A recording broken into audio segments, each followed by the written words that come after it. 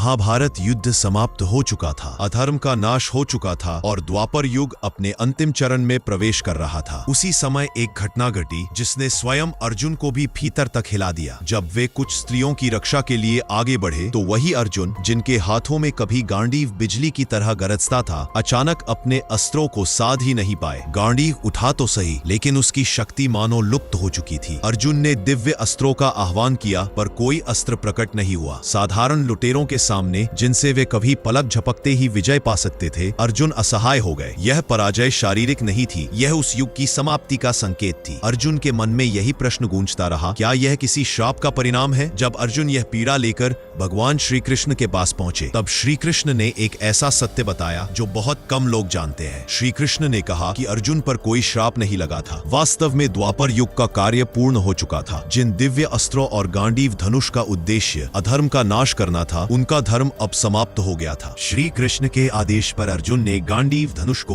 उसके वास्तविक स्वामी वरुण देव को लौटा दिया और सभी दिव्य अस्त्रों का त्याग कर दिया। यह त्याग किसी दुर्बलता का नहीं, बल्कि युग परिवर्तन के नियम को स्वीकार करने का प्रतीक था। यही वह सत्य है जिसे अक्सर अर्जुन का श्राप कहकर गलत रूप में प्रस्तुत किया जाता है। वास्तव में अर्जुन ने गांडीव किसी श्राप से नहीं खोया, बल्कि समय के उस नियम से खोया जहाँ हर युग अपने साथ अपनी शक्तियाँ भी वापस ले जाता है।